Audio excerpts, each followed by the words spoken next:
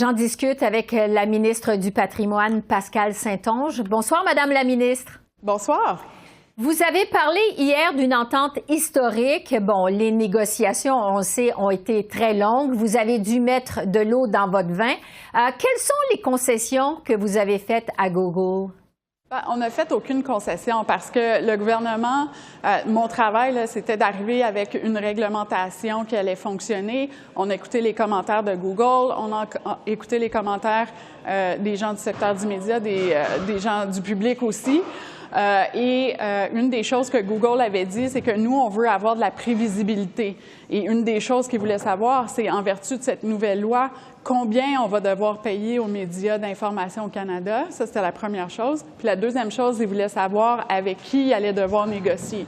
Et peu de temps après que les commentaires de Google ont été rendus publics, les gens du média ont dit oui, on est d'accord, puis on pense que le gouvernement devrait les accommoder puis s'assurer que cette loi-là fonctionne. Alors, on a pris en considération ce que Google nous a dit, on a discuté et on s'est entendu sur la valeur monétaire qu'ils allaient contribuer dans le secteur des médias. C'est 100 millions de dollars par année qui va être indexé à l'inflation.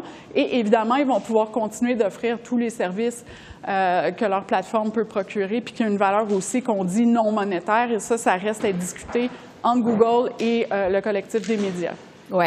Vous dites on n'a fait aucune concession. Reste que votre gouvernement évaluait la compensation de Google à 172 millions. Google a plutôt estimé que c'était 100 millions. Est-ce qu'on peut vraiment parler d'une bonne entente ou si c'est une entente à rabais?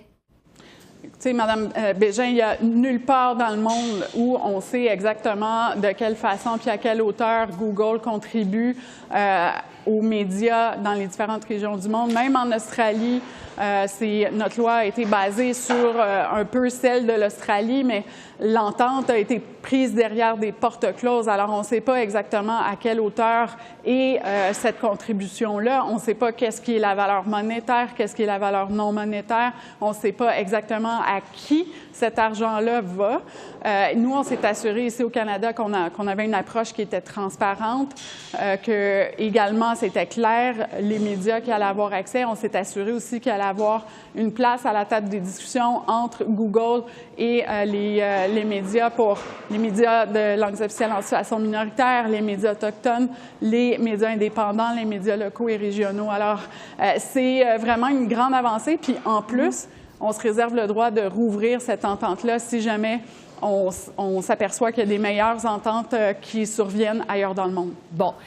En vertu de cet accord, ça fait en sorte qu'au lieu de négocier des ententes à la pièce, Google va pouvoir verser de l'argent à un collectif qui va ensuite distribuer les montants aux médias admissibles. Expliquez-nous comment ça va marcher, comment ça va fonctionner. Oui, la loi permettait déjà aux plateformes de négocier avec un ou plusieurs collectifs ou avec des médias individuellement. On s'est assuré là, que il pourrait y avoir un seul collectif et tout ça pour faciliter ce que Google recherche, c'est-à-dire une exemption pour éviter de se ramasser dans un processus d'arbitrage. Et donc, il voulait que les règles soient claires pour atteindre cette exemption-là. Donc, grosso modo, les médias qui sont admissibles, selon la loi, vont pouvoir avoir une période de temps pendant laquelle ils vont lever la main, ils vont dire oui, on veut participer à cette discussion-là avec Google. Et le collectif des médias aura l'obligation de tous les représenter, ceux qui lèveront la main.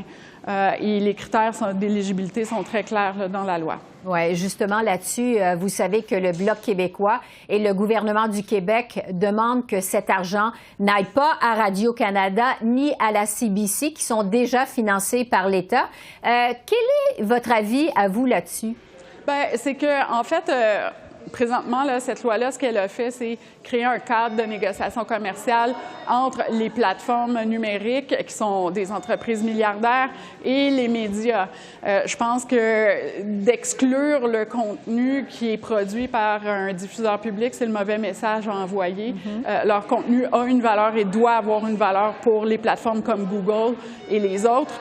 Donc, on est derrière le principe. Par contre, on comprend très bien la réalité auquel fait face présentement les médias privés, la situation financière précaire de plusieurs d'entre eux, et on va répondre à ces préoccupations-là quand la réglementation finale va être publiée quelques jours avant la mise en œuvre là, de la loi qui est le 19 décembre. Oui, on va suivre ça, évidemment. Entre-temps, il y a le ministre de la Culture et des Communications au Québec, Mathieu Lacombe, qui veut que la province ait son mot à dire sur l'allocation de ces sommes, de ces fonds. Est-ce que vous êtes ouverte à cette idée-là?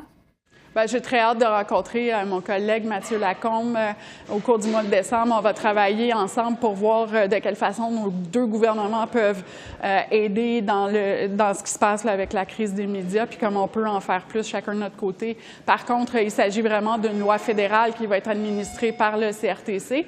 Et je répète que c'est pas le gouvernement qui négocie l'entente finale entre Google et les médias, c'est les médias eux-mêmes, puis on se mêlera pas de ça. C'est important de protéger l'indépendance des médias, puis on va les laisser faire l'entente finale avec Google. Bon.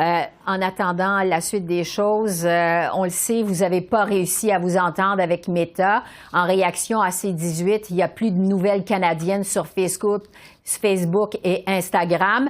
Est-ce que vous avez toujours des discussions avec Meta ou si la porte est complètement fermée? Non, la porte a toujours été ouverte de mon côté à avoir ces discussions-là. Mais ce qu'on constate présentement avec ce que Mark Zuckerberg et Facebook fait partout à travers la planète, c'est de couper peu à peu l'accès à tous les citoyens aux nouvelles. On le voit aux États-Unis où ils ont réduit beaucoup le nombre de nouvelles qu'on retrouve sur leur plateforme. Récemment, ils ont retiré les onglets dédiés aux nouvelles sur leur plateforme en Europe. Ils ont dit qu'ils n'allaient pas renouveler les ententes qu'ils ont présentement avec les médias australiens. Donc, je comprends pas qu'est-ce qui se passe avec cette plateforme-là qui a l'air de penser que c'est mieux de laisser toute la place à la désinformation et à la mésinformation plutôt que de permettre aux gens, aux Canadiens, de partager des nouvelles basées sur des faits qui correspondent à l'éthique journalistique sur la plateforme. Je pense que c'est une perte de valeur et de contenu importante pour cette plateforme-là. Évidemment, on espère qu'ils vont changer leur stratégie parce que pour la démocratie puis pour le bien commun, c'est essentiel là, que les gens puissent avoir accès à de l'information. En terminant, Madame la ministre, est-ce que vous pensez que cette entente que vous venez de conclure avec Google, ça va mettre un frein à l'hécatombe, mais vraiment dans les médias, dans le milieu des médias, quand on pense à tous les postes qui ont été abolis juste cette année-là? Qu'est-ce que vous en pensez? Bien, je pense que c'est un morceau de plus dans le puzzle. C'est quelque chose, c'est 100 millions de dollars là, qui n'existaient pas présentement dans le système médiatique. Donc, certainement, ça va aider, mais ça ne sera pas la seule réponse. On ne peut pas demander à une seule entreprise là, de couvrir pour l'ensemble de la crise des médias. Il y a d'autres choses que le gouvernement a fait. Par exemple, on sait que récemment, il y a eu des mises à pied du côté de la télévision. Et donc, avec la modernisation de la loi de la radiodiffusion, le CRTC va pouvoir alléger le fardeau réglementaire pour nos radiodiffuseurs. Également, il y a la possibilité qu'ils mettent sur pied un fonds pour soutenir la production d'informations pour la télé et la radio. Donc, il y a encore des choses à faire, puis on va continuer de travailler avec le secteur parce qu'on est très préoccupé de l'avenir du journalisme. Puis, je le redis, c'est essentiel à la démocratie. Pascale Saint-Onge, ministre du Patrimoine canadien. Merci beaucoup. Merci de votre temps. Merci à vous et bonne fin de semaine. Merci à vous aussi. Merci, au revoir.